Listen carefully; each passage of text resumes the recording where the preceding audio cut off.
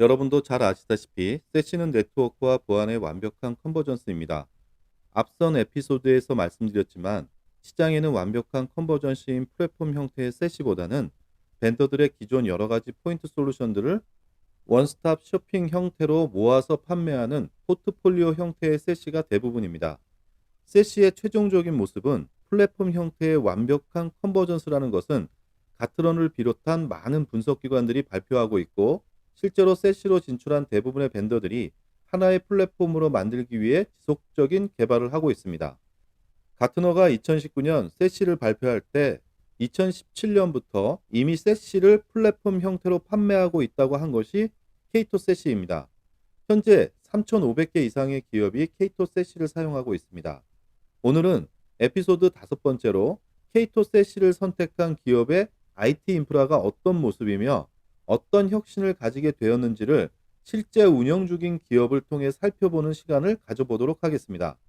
영상에서 보시는 케이토 관리 UI에 대한 사용법은 저희 채널의 다른 동영상에서 보실 수 있으며, 오늘은 해당 UI를 통해 이 기업이 어떻게 케이토를 사용하고 있는지를 중점적으로 설명드릴 것입니다. 따라서 기업의 식별을 할 수 있는 정보는 화면에서 가렸으니 양해 부탁드립니다. 이것이 IT 관리자가 케이토 세시에 로그인을 하면 마주하게 되는 케이토 관리 콘솔의 화면입니다. 오늘 설명드린 기업의 규모는 전 세계 83개 지점, 9개의 온프림 데이터 센터, 8개의 클라우드 데이터 센터, 총 7만 명의 사용자가 있고, 그중 2만 명 이상이 원격 근무자입니다. 지금 보고 계신 토폴로지는 이 기업의 모든 엣지들이 케이토 클라우드에 연결된 상황을 한눈에 보여주는 화면입니다.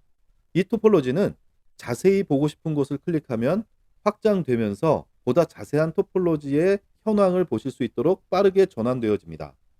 그럼 이제부터 자세히 살펴보겠습니다. 가운데에 있는 녹색 원은 전 세계에 걸쳐 글로벌 백본으로 연결된 케이토의 모든 팝들을 표시하는 것입니다. 케이토는 전 세계에 70개 이상의 팝들이 촘촘히 배포되어 있습니다. 그리고 이 아이콘은 기업의 엣지들이 실제 어떤 케이토 팝에 연결된 것인지 보여주는 것입니다. 레가시 네트워크 인프라에서 클라우드 네트워크 및 보안 거점의 역할을 하는 것이라고 생각하시면 됩니다. 결론적으로 이 기업은 아무런 투자 없이 글로벌 네트워크 및 보안 인프라를 가지게 되었습니다. 보다 자세하게 보기 위해 프랑크푸르트의 팝에 연결된 사이트를 클릭하여 확대해 보겠습니다. 22개의 사이트가 펼쳐집니다. 이 케이토 팝에는 2개의 클라우드 데이터 센터와 19개의 지점, 그리고 1개의 모바일 오피스가 연결되어 있는 것을 보실 수 있습니다. 맨 아래에 있는 모바일 오피스는 빨간색으로 표시되어 있는데, 이것은 현재 연결되어 있지 않다는 의미입니다. 이처럼 실제 연결된 엣지들을 직관적으로 쉽게 여러분들은 확인하실 수 있습니다. 이번에는 원격 근무자들의 접속 현황을 보겠습니다. 옆에 282명으로 표시된 원격 사용자를 나타내는 것을 클릭해서 확대해 보면 현재 접속된 원격 사용자들을 볼 수 있습니다. 케이토 콘솔을 통해 100명 단위로 표시하여 주며 플러스 버튼을 계속 클릭하면 한 번에 수천 명 이상의 원격 사용자도 한 번에 표시할 수 있습니다. 하지만 너무 작게 표현될 수 있어서 오히려 식별이 어렵기 때문에 의미가 없을 것입니다. 이럴 경우 사용자의 이름으로 검색하시는 것이 훨씬 좋습니다. 검색창에서 존슨이라고 조회해 보겠습니다. 현재 케이토에 존슨이라는 이름으로 접속한 사용자는 3명입니다. 케이토의 모니터링 화면은 접속한 사용자에 하나여 표시해주며 검색 시 연결되지 않은 사용자는 표시하지 않습니다. 우측 상단에 있는 필터 및 그룹을 통해 이 사용자의 접속 환경을 보다 자세히 확인할 수 있습니다. 필터 앤 그룹 버튼을 클릭하고 커스터마이즈드 그룹핑을 선택합니다. 풀 토폴로지를 누르시면 현재 접속하고 있는 모든 엣지들을 하나면에 표시하는 것입니다. 여기에서 사용자가 접속된 팝, 국가, ISP 프로바이더, 단말의 오퍼레이팅 시스템을 클릭하겠습니다. 그리고 나서 여기를 확인해 보시면 쉐리 존슨은 윈도우 단말을 사용하고 있고, ISP는 루머스 네트워크스이며 미국에서 애쉬번 팝에 연결되어 있음을 보실 수 있습니다. 케이토 세시가 사이트 또는 사용자가 연결하고 있는 ISP를 자동으로 찾아주는 기능은 매우 유용한 기능입니다. 기업의 하이브리드 워크가 진행됨에 따라 인터넷이 기업의 새로운 네트워크가 된 시점에서 기업의 엣지가 연결된 ISP는 관리가 필요합니다. 실제로 많은 ISP들은 엔터프라이즈 인터넷이라는 새로운 시장을 만들고 있습니다. 쉽게 설명드리면 가정에서 사용하시는 기가 인터넷이 실제로는 글로벌 구간에서 터무니없는 낮은 성능을 쉽게 보실 수 있습니다. 반면 엔터프라이즈 인터넷은 99.9% 이상의 가용성을 제공합니다. 사이트에서 성능 문제가 발생했을 때 사이트 또는 사용자가 사용하는 ISP가 무엇인가는 분석에 필요한 매우 중요한 요소가 됩니다. 최근에 이러한 중요성을 인지한 기업들에서는 이전에 신경 쓰지 않던 전 세계 엣지들에서 사용하고 있는 ISP를 관리하려는 노력을 시작했습니다. 그리고 사용자 아이콘을 클릭하면 내부 IP 주소를 포함해서 화면에서 보셨던 정보를 더 구체적으로 확인하실 수 있습니다. 보시는 화면에서 중요한 것은 케이토 셋이 내부에서 자동으로 지정된 아이덴티티를 확인할 수 있으며, 이를 통해 케이토 셋이 안에서 완벽하게 아이덴티티 기반으로 관리할 수 있게 된다는 것을 아실 수 있습니다. 앞의 모니터링 화면이 네트워크 상황을 보여주는 것이라면 이 화면은 3D 대시보드이며 네트워크 보안에 대한 상황을 보여주는 것입니다. 기업의 보안 목표는 기업의 네트워크에 연결된 모든 곳에서 보안을 적용하는 것이 최종 목표라는 것은 부정할 수 없습니다. 하지만 제 경험 안에서 어떤 기업도 내부 네트워크에서 발생하는 위협에 대하여 모든 구간에서 보안을 적용하고 있는 경우는 없었습니다. 대부분 인터넷 관문과 서버전 등에 집중된 보안을 하고 있고, 내부에서 발생하는 위협에 대해서는 단말에 많은 보안 소프트웨어를 설치하는 방식으로 해결하는 것이 일반적입니다. 하지만 스케이토셋을 사용하는 기업들은 인터넷 및 웬 구간 전체를 보안할 수 있습니다. 기업은 기업의 엣지들이 연결된 케이토 팝에서 인터넷 및 웬 트래픽 모두에 대하여 보안을 수행할 수 있다는 것입니다. 이러한 아키텍처상의 혁신은 어떠한 새로운 보안 솔루션을 도입하는 것보다 기업의 보안을 향상시키는데 엄청난 효과를 가지게 됩니다. 아무리 좋은 보안 기술을 투자하더라도 모든 경로에 적용할 수 없다면 결국 보안을 포기해야 합니다. 간단히 살펴보면 2일간 이 기업에서 발생한 모든 위협에 대한 정보를 일목요연하게 정리하여 주는 것을 볼 수 있습니다. 그 아래로 가시면 케이토가 가지고 있는 보안 기능별로 수행된 보안 결과를 분류하여 줍니다. 에 의해 차단된 내부 IP 주소와 내부 사용자를 확인하실 수 있습니다. 각 항목을 이벤트 등으로 자세히 분석하면 회사 내부에 감염된 단말을 찾는 데에도 직접적인 효과를 얻으실 수 있습니다. 그 아래로 내려가면 안티 머레어 기능을 통해 차단된 위협 상황을 보실 수 있습니다. 케이토셋이 제공하는 차세대 안티 머레어의 장점은 알려진 머레어 파일뿐만 아니라 잠재적인 바이러스의 활동에 따른 증상을 찾아 탐지 능력을 향상시킨다는 것입니다. 레가시 샌드박스의 비효율적인 방식을 획기적으로 개선한 솔루션이라고 볼 수 있습니다. 이처럼 기업의 모든 엣지들을 연결하고 트래픽을 제어하고 보안을 적용할 수 있는 아키텍처를 가진다는 것은 그 장점이 상상하는 것보다 훨씬 큽니다. 지금 설명드리는 클라우드 앱 대시보드는 혁신적인 아키텍처에 있어 가장 중요한 장점 중에 하나입니다. 기업에서 사용하고 있는 클라우드 앱에 대한 가시성을 지점뿐만 아니라 원격 근무자에 걸쳐 모두 모니터링할 수 있다는 것입니다. 이러한 가시성을 통해 기업은 보다 효과적인 네트워크 정책과 보안 정책을 수립할 수 있게 됩니다. 지금 보고 계신 기업에 2일 동안 접속한 애플리케이션입니다. 다행히 높은 위험도를 가진 앱은 없었습니다. 발견된 전체 앱은 1712개이고 최근 2일간 새롭게 발견된 앱은 3개입니다. 이들 앱에 접속했던 사용자들은 66,839명이고 네트워크 사용량은 약 50TB입니다. 케이토셋은 사전 정의된 클라우드 앱 데이터베이스를 통해 자동으로 인식하여 이러한 앱들을 리스트업 해줍니다. 앱 리스크 블랙다운은 발견된 앱을 분석하여 평가기관에서 나온 앱의 리스크 스코어를 매핑시켜서 앱의 위험도에 따른 분류를 하여 줍니다. 이 지도에서는 해당 앱들의 회사들은 어느 나라에 본사를 두고 있는 앱들인지를 보여주는 것입니다. 대부분 북미에 본사를 두고 있는 앱들임을 보실 수 있습니다. 또한 이러한 앱들은 인가된 앱들과 인가되지 않은 앱들로 재정렬하실 수 있습니다. 기업은 앱들에 대한 가시성을 통해 지속적으로 인가 앱과 비인가 앱을 분류하고 관리할 수 있다는 것입니다. 기업이 사용하는 공식적인 앱은 생션드로 등록해 두면 향후 보안 이슈에 대응하기 위해 매우 유용합니다. 많은 기업들이 인터넷 관문에 설치된 포인트 솔루션을 통해 제한된 가시성을 가질 수 있지만, 이 기업은 모든 사용자들의 웹 사용 현황에 대한 가시성을 확보하고 통제할 수 있다는 것입니다. 가장 상단에 있는 앱인 레이건을 클릭해 보겠습니다. 어떤 정보까지 자동으로 얻을 수 있는지 보겠습니다. 여기에서 여러분은 보기 좋게 정리된 앱에 대한 내용과 회사 정보, 컴플라이언스, 보안, 리스크 스코어 등을 모두 확인하실 수 있습니다. 어떤 앱이 발견되면 대부분 인터넷 검색을 통해 확인하는 시간 낭비와 번거로움을 없애줍니다.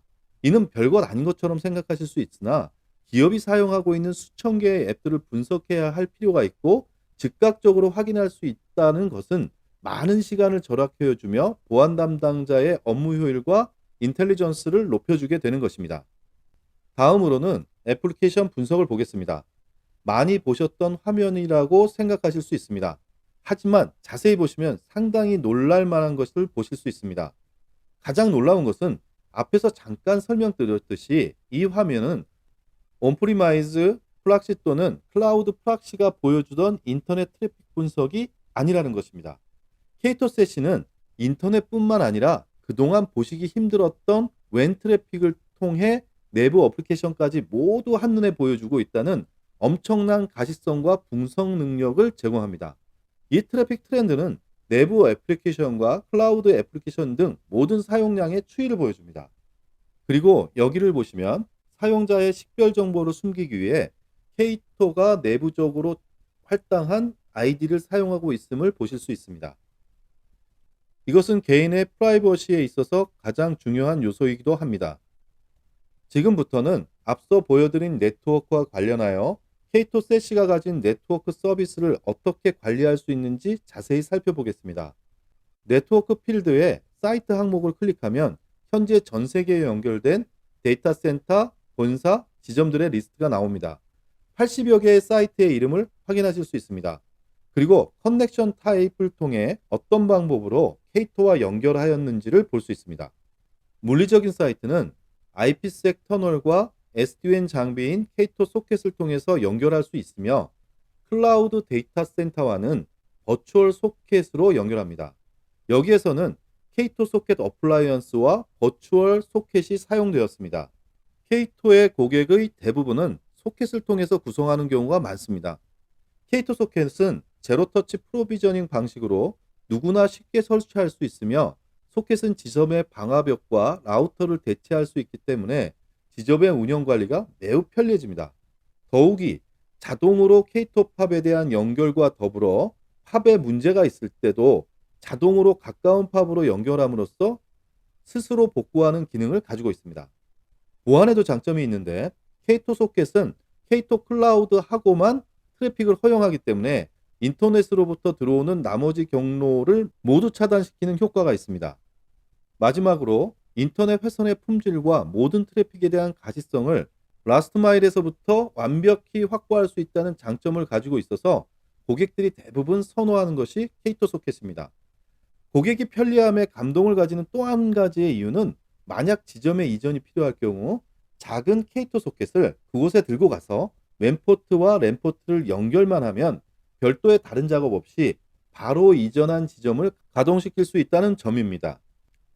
이것은 사이트들이 연결된 케이토 팝입니다. 연결을 위한 팝의 선택은 케이토 소켓이 자신과 최상의 성능을 가질 수 있는 팝을 측정하여 자동적으로 연결하여진 것입니다. 앞서 말씀드린 대로 대부분의 사이트가 이중화 구성된 상태입니다. 이중화는 지점의 두 대의 케이토 소켓을 동일하게 웬과 랜에 연결하면 자동으로 서로를 인식하여 이중화 구성을 완성합니다.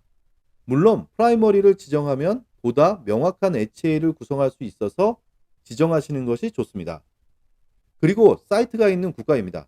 이 역시 케이토가 자동으로 사이트가 있는 국가를 파악하여 줍니다. 이 기업은 케이토 소켓의 편리함 덕분에 2021년 중순에 심각한 코로나 상황에서 기존 글로벌 MPLS 네트워크를 수개월 만에 케이토 셋시로 전환할 수 있었습니다. 여기 EU 지역에 있는 사이트를 클릭해 보겠습니다. 해당 사이트의 네트워크 상태를 보여주는 화면이 나옵니다. 여기를 보시면 해당 사이트는 두 개의 인터넷 회선을 가지고 있고 주라인을 통해 핫스탠바이 구성을 하고 있습니다. 오른쪽의 반은 이 두 개의 회선의 모든 상황을 합산하여 보여주는 것인데 해당 사이트는 주라인만을 사용하는 핫스탠바이로 사용하기 때문에 주라인과 동일한 모습을 가지고 있습니다.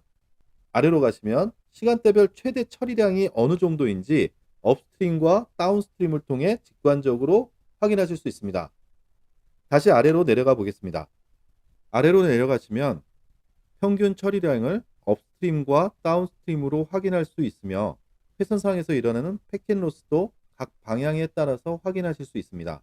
더 아래로 내려가면 현재 트래픽 플로우 수를 확인하실 수 있으며 사이트에서 사용 중인 호스트들의 수를 확인하실 수 있습니다. 디스턴스는 각 회선에서 K-TOP까지의 라스트 마일 레이턴시의 변화를 나타냅니다. 만약 레이턴시의 이상 증상을 보이면 레이턴시가 좋은 다른 K-TOP으로 자동 연결하여 성능을 회복할 수도 있습니다. 터널 에이지는 K-TOP 소켓이 K-TOP과 인터넷을 통해 연결될 때 보안 터널을 구성합니다. 이 터널이 구성된 시간을 보여주는 것입니다.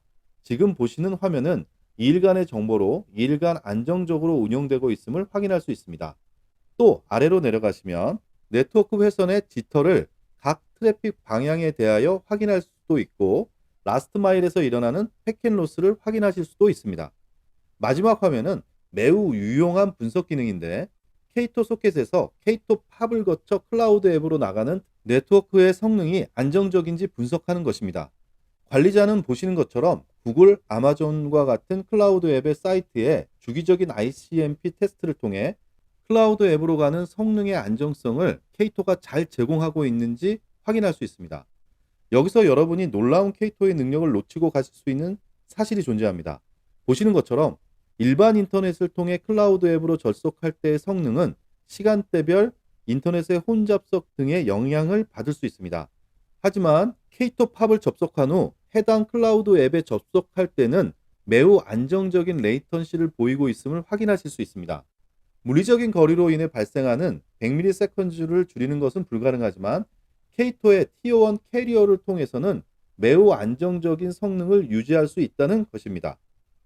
이와 같은 네트워크 서비스에 대한 정밀한 분석은 다음의 검색창을 통해 연결된 모든 사이트 중에 원하는 사이트를 선택하여 보실 수 있습니다.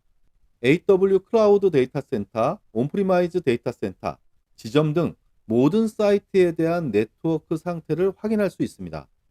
여기서 확인할 수 있는 K-TOP의 놀라운 장점은 AWS 같은 데이터 센터에도 버추얼 소켓을 설치하여 똑같이 네트워크 서비스를 제공할 수 있고 분석도 할 수 있다는 것입니다. 이 기업은 보안을 위해 굳이 AWS에 전용선을 연결하거나 거점의 보안 관문으로 백홀링 할 필요 없이 전 세계 어디서나 자신의 네트워크 안에 있는 AWS로 안전한 접속을 할 수 있게 된 것입니다. 아시는 분들은 이러한 클라우드 데이터 센터에 대한 네트워크 성능을 안정적으로 관리하는 것이 기업의 생산성에 상당히 긍정적인 영향을 미친다는 것을 잘 아실 것입니다. 오늘날 네트워크 성능 관리는 클라우드 데이터 센터와 사스에 걸쳐 모든 기업의 접속 경로에서 관리되어져야만 기업의 비즈니스 생산성을 관리할 수 있습니다. 이 화면은 기업의 네트워크에서 일어나는 애플리케이션에 대한 분석 화면입니다. 즉 K-TOP의 네트워크 정책에 따라 이동하는 트래픽에 대한 애플리케이션 분석입니다. 여기에서는 기업의 사용자가 접속하는 온프리마이즈 애플리케이션, 클라우드 데이터 센터의 애플리케이션, 사스 등에 대한 분석 정보를 모두 보실 수 있습니다. 중국에 있는 중국 법인 본사를 보겠습니다. 상당한 양을 사용하고 있습니다. 여기에서 보시면 오피스 365의 아웃룩이 가장 많이 사용하는 애플리케이션으로 나오고 있습니다. 이 이야기는 오피스 365를 K-TOP의 글로벌 백본을 통해 사용하여 접속하고 있다는 것입니다. 중국의 인터넷은 여러 가지 중국의 네트워크 보안법에 의해 제재를 받으며 그레이트 파이어월을 통과할 때는 상당한 성능 저하를 가지게 됩니다. 오늘날 애플리케이션의 성능 저하는 직원들의 생산성 저하로 이어지게 됩니다. 이 기업은 오피스 365의 아웃룩을 K-TOP의 글로벌 백본을 통해 빠르게 사용하기 위해서 네트워크 서비스를 받고 있다는 것을 아실 수 있습니다. 중국에서 K-TOP는 전 세계의 사이트와 접속하기 위해 중국의 3대 통신사 모두와 상당한 훼손 투자를 통해 중국 대륙을 합법적으로 빠져나오는 백본을 가지고 있기 때문에 직접 연결하는 MPLS보다 빠르다는 평가를 받고 있습니다. 다음의 화면은 오늘 영상에서 가장 큰 놀라움을 가지실 수 있는 분야가 될 것입니다. 이 화면은 케이토의 네트워크 룰을 관리하는 화면입니다. 얼핏 보시면 방화벽 룬처럼 보이실 수 있습니다. 하지만 이 화면은 여러분들이 기존에 관리하시던 글로벌 IT 인프라에 있는 모든 네트워크 장비에 대한 컨피그레이션과 라우팅 설정, 그리고 GTNA 설정이라고 보시면 됩니다. 각 장비가 아니라 라우터를 포함한 모든 장비의 설정이 다 모여 있는 화면입니다. 그럼 17개 데이터 센터와 글로벌 70여 개의 주요 사이트, 그리고 7만 명의 사용자가 있는 이 기업의 네트워크 룰은 얼마나 되는지 확인하기 위해 마지막까지 쭉 내려가 보겠습니다. 이 화면이 마지막 화면입니다. 65번. 65개의 네트워크 룰로 모든 설정이 마무리됩니다. 66번은 비활성화 시켜 놓은 것이어서 지금은 사용하지 않고 있습니다. 저는 이것을 보고 매우 놀랐는데 여러분은 어떠신가요? 케이토의 SDWAN은 사실 마케팅을 위해 보다 친숙한 용어를 사용하는 것이고, 정확히 케이토는 그보다 포괄적인 SDWAN, 즉 소프트웨어 디파인드 네트워크의 완성된 기술을 제공합니다. 내추럴한 랭귀지를 통해 모든 라우팅을 설정할 수 있다는 것입니다. 간단히 예를 들면 당신은 이 애플리케이션들 또는 시스템에 접속할 수 있고, 그 경로는 글로벌 백본으로 가며 웬 가속을 적용해 줄 거야 라고 룰에 표현해 주면 이들에 대한 모든 글로벌 라우팅 설정이 완료되는 것입니다. 그리고 자연스럽게 GTNA가 적용되어 네트워크 룰에 없는 사용자들은 네트워크 경로 자체가 사라진다는 것입니다. 또한 이러한 네트워크 룰은 완벽한 아이덴티티를 기준으로 하기 때문에 기업의 엣지가 어디로 이동하든지 적용되며 집에 가서 일할 때도 동일하게 적용된다는 것입니다. 기업이 추구하는 하이브리드 워크 환경의 완성이라고 할 수 있습니다. 아직까지 놀랍지 않으신가요? 지금 말씀드린 모든 것이 네트워크 룰 한 줄로 표현되고 가능해진다는 것은 정말 놀라운 신세계라고 할 수 있습니다. 네트워크 장비를 한 번이라도 설정해 보신 분이라면 엣지 하나를 연결하는데 얼마나 많은 고려사항과 설정 작업을 해야 하는지, 그리고 리스크가 무엇인지 잘 아실 것입니다. 통상 이런 규모를 가진 기업의 글로벌 네트워크에는 라우팅 테이블만 수천에서 수만 개가 돌아다닙니다. 그런 수많은 라우팅을 65개의 내추럴 랭귀지에 가까운 표현 방식으로 관리하고 보안까지 자동으로 적용할 수 있게 된 이 기업의 IT 담당자들의 삶에 어떤 변화가 일어났는지 정말 궁금합니다. 다시 처음으로 돌아가서 몇 가지 네트워크 정책을 설명드리도록 하겠습니다. 2번과 3번의 네트워크 룰을 설명드리겠습니다. 2번의 아이콘은 웬에 대한 경로 설정을 의미합니다. 웬 설정은 디폴트인 케이토의 글로벌 백본을 통한 방법과 오프클라우드가 있습니다. 오프클라우드는 케이토 글로벌 백본을 통하지 말고 각 케이토 소켓 간에 구성된 별도의 터널을 통해서 다이렉트로 통신하는 방법입니다. 오프클라우드는 케이토 소켓 간에 MPLS를 연결하거나 인터넷 보안 터널이 될 수 있습니다. 하지만 굳이 케이토의 글로벌 백본을 사용하지 않고 추가적인 투자를 통해 오프클라우드 방법을 사용할 필요는 없습니다. 제 생각에는 이 기업이 MPLS를 사용하다가 작년에 모든 네트워크를 케이토 세시로 전환하면서 기존의 MPLS 계약이 남아있는 것으로 판단됩니다. 계약 만료까지 이를 사용하기 위해 오프클라우드를 주경로로 사용하고 케이토를 백업 경로로 사용하는 것 같습니다. 글로벌 백본을 가지고 있는 케이토 네트워크 서비스 비용은 저렴하기는 하지만 다른 통신사처럼 대역폭에 따라 산정되기 때문에 최대한 아끼면 좋습니다. 물론 이중화 효과도 있습니다.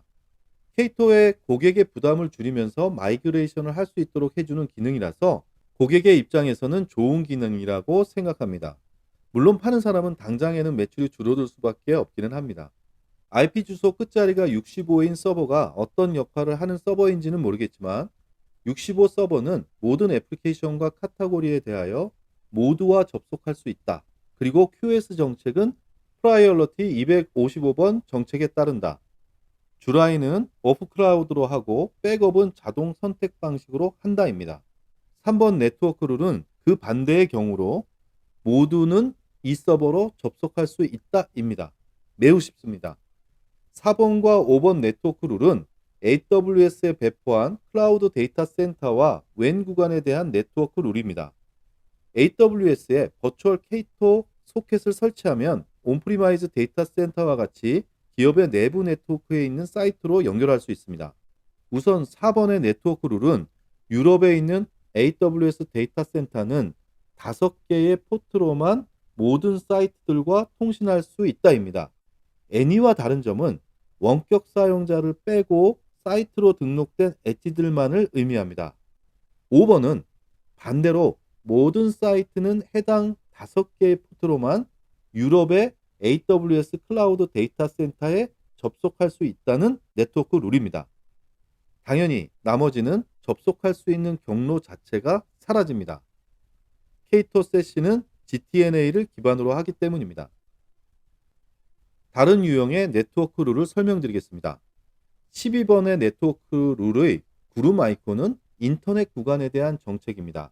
팀즈의 화상회의에 대한 룰인데 표시된 4개의 사이트는 스카이프 비디오를 인터넷으로 보내고 QoS 정책은 P20을 적용하고 K2 클라우드로 보내어 TCP 가속을 적용해라 입니다.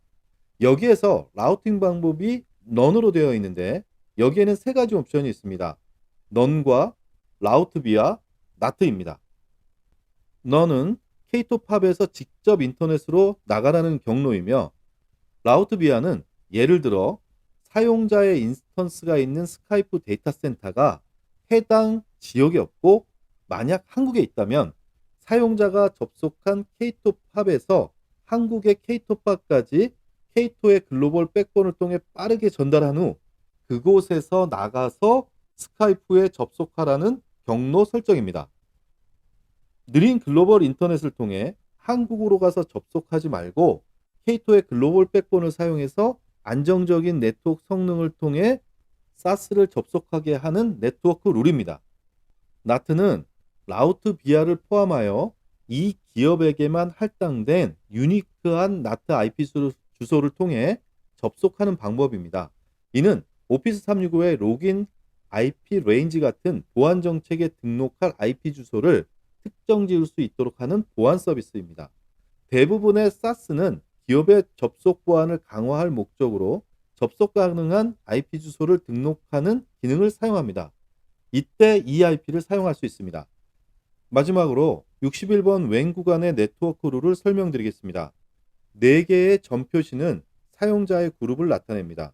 중국의 원격 접속 사용자 그룹, 멕시코, 미국과 캐나다의 원격 사용자들이 중국의 데이터 센터로 접속하는 경로를 생성하는 룰입니다.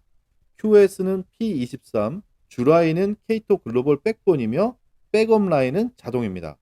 그리고 TCP 가속을 적용하였습니다. 이처럼 전 세계의 사이트를 MPLS와 수많은 네트워크 장비로 구성하던 기존의 복잡하고 힘든 관리 방식에서 심플하게 K2 클라우드에 연결하고 단 65개의 네트워크 룰을 통해 마이그레이션을 완료한 것을 보실 수 있습니다. K2 세시를 통해 기업은 어떠한 장비 투자와 여러 통신사들을 통한 MPLS 계약 없이 K2와의 계약만으로 수개월 만에 자체 글로벌 백본을 가진 완벽한 소프트웨어 디파인드 네트워크로 바꿀 수 있었으며 QoS와 웬 가속 기능을 추가하여 더욱 효율적인 차세대 네트워크와 네트워크 보안 인프라를 가지게 되었습니다. 이 화면은 앞에 네트워크 룰에서 보셨던 QoS 정책에 대한 사전 설정을 할 수 있는 대역폭 관리 화면입니다. 우선순위를 255개 단계로 설정할 수 있습니다. 리미트는 제한을 적용할 것이냐 말 것이냐, 어떤 조건일 때 제한을 적용할 것이냐로 선택할 수 있습니다. 제한의 트래픽 방향도 업로드와 다운로드를 별도로 보장하는 대역폭을 지정할 수 있습니다.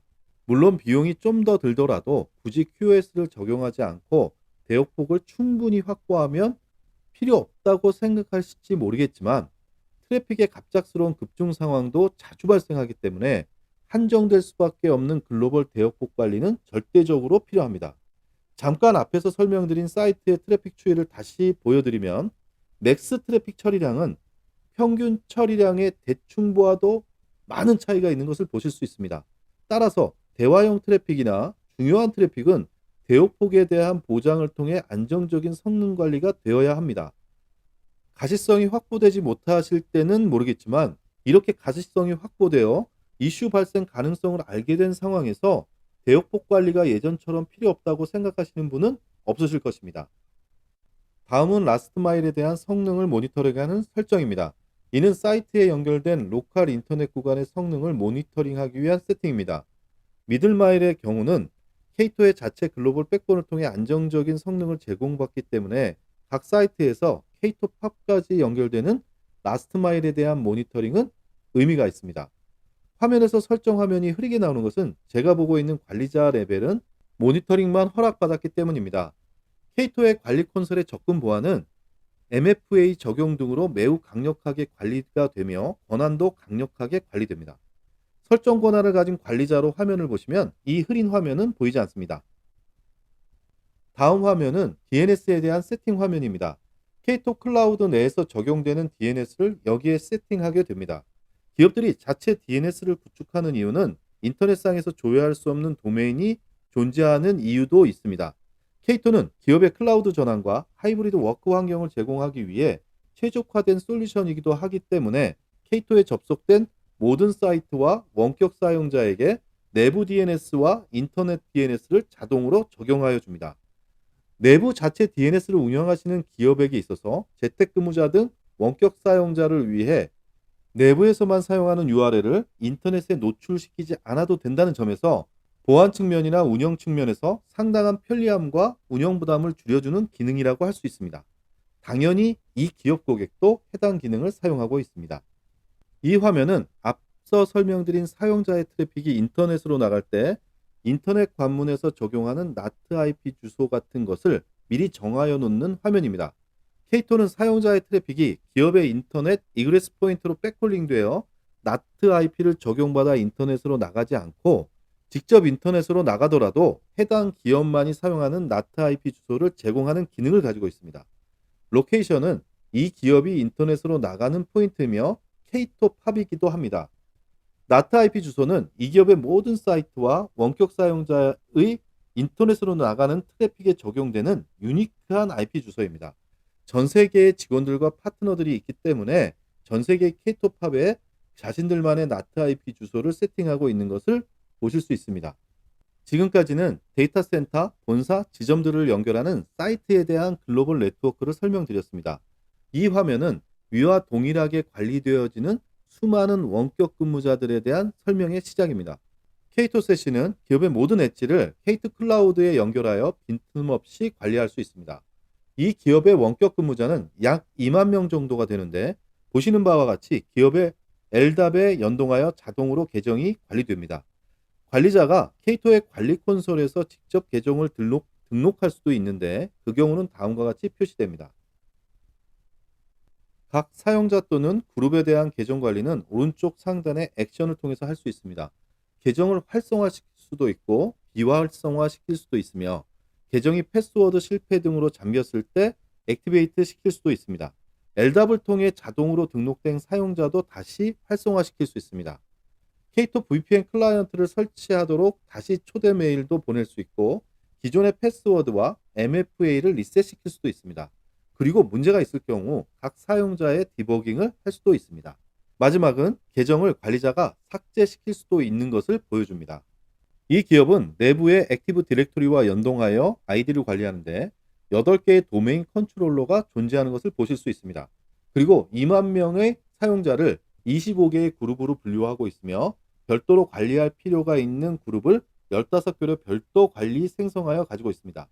여기에 데브옵스 그룹이 별도로 있는 것으로 보아 기업의 애플리케이션을 데브옵스 방식으로 개발하고 있는 것 같습니다.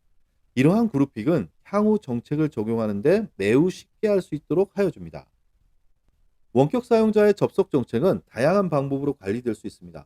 인증 방식 결정, 연결에 대한 정책, 사용자 단말에 대한 인증, 사용자 VPN 소프트웨어 업그레이드 정책, 원격 사용자가 K2 클라우드에 접속할 때 할당할 IP 주소를 관리할 수 있습니다. 그리고 마지막으로 기존 VPN에서 사용하는 스프릿 방법도 적용할 수 있습니다. 기존 VPN이 예외 처리를 통한 스프릿만을 지원했다면 K2는 모든 트래픽은 인터넷으로 보내고 특정 목적지만 내부로 보내는 인크루드 방식의 스프릿 정책도 사용할 수 있습니다. 사실 스프릿 방식은 K2에서는 많이 사용되지는 않습니다. 레가시 VPN은 모든 것을 터널링으로 보내고 예외 처리해야 할 경로는 모두 스프릿해야 하기 때문에 스프릿 정책이 많지만 K2에서는 기본적으로 SDN을 통해 경로를 자유롭게 설정할 수 있기 때문에 아주 특별하게 K2 클라우드를 아예 경유하지 말아야 할 특별한 것만 적용하게 됩니다. 여기에서 보시듯 이 기업은 수많은 원격 사용자의 스프릿 정책이 몇 개 되지 않는 것을 보실 수 있습니다. 이 화면은 K2 세시가 기본적으로 제공하는 차세대 방화벽에 대한 관리 화면입니다. 기존에 보셔왔던 차세대 방화벽과 동일한 기능을 가지고 있습니다. 여기에서 다른 솔루션들과 차별화된 아키텍처는 차세대 방화벽이 인터넷 파이어월과 웬 파이어월로 나누어져 제공된다는 것입니다. 잘 아시다시피 대부분의 기업에서는 하나의 방화벽 위치에서 인터넷, 내부망, DMZ 등을 함께 연결하여 사용하는 경우가 많습니다. 이러한 아키텍처는 내부의 웬 구간에는 방화벽을 설치하지 않은 경우가 대부분이며 설치하였더라도 데이터 센터와 같은 별도의 구간에만 설치하여 사용하곤 합니다. 하지만 오늘날 방화벽은 인터넷과 더불어 웬 구간에도 반드시 필요하게 되었습니다. 클라우드 전환과 사스 사용, 그리고 원격 근무 확대를 위한 네트워크 구간은 더 이상 단순한 인터넷으로 치부되어서는 안 되며 기업의 웬 구간으로 관리되어져야 하기 때문입니다. 잘 아시겠지만 인터넷 보안 정책과 웬에 대한 보안 정책은 다를 수밖에 없습니다. 여기에서 보시면 인터넷 구간의 정책은 블럭, 즉 차단 정책을 우선적으로 구현하고 있습니다. 방대한 인터넷상의 목적지들을 모두 식별할 수 없고 주로 악성 사이트를 파악하여 차단하는 방식으로 접근하기 때문입니다. 다음 화면에서 설명드린 웬 방화벽 정책과의 차이점을 명확히 파악하기 위해서 이 사항을 기억해 두시면 감사하겠습니다. 클라우드와 사스로 가는 인터넷은 웬 보안 정책이 적용되어지며 기업의 내부 웬으로 인식되기 시작한 지 오래됐습니다. K2 세시는 이러한 새로운 기업의 IT 환경에 맞도록 인터넷 파이어를 통해 노스사우스 트래픽 보안 정책을 수행하며 웬 파이어를 통해 이스트 웨스트 트래픽의 보안 정책을 수행할 수 있도록 디자인되어 있습니다. 이 화면이 웬 방화벽에 대한 정책입니다. 정책을 보시면 웬 방화벽의 여러 정책은 허용을 위주로 수립됩니다. 즉 사용자와 목적지를 명확히 식별할 수 있기 때문에 접속이 허용된 사용자들에게 자원을 연결시켜주는 정책을 적용합니다. 허용 정책이 없는 연결을 묵시적으로 모두 차단하게 됩니다. 이처럼 인터넷에 대한 보안 정책과 웬에 대한 보안 정책은 완전히 반대 방향으로 접근이 되기 때문에 이처럼 완전히 분리하여 수립할 수 있는 것은 매우 큰 장점을 가지게 됩니다. 지금까지 실제 기업이 K2 세시를 사용하여 어떻게 IT 인프라를 구축하고 관리하는지를 보여드렸습니다. 7만 명에 가까운 직원들과 수많은 자원을 한눈에 확인하면서 네트워크의 경로와 성능을 통제하고 네트워크 보안을 모든 트래픽에 적용할 수 있는 것을 보여드렸습니다. K2 세시는 포인트 솔루션들의 통합이 아닌 가트너가 이야기하는 진정한 아키텍처의 혁신인 세시 플랫폼입니다.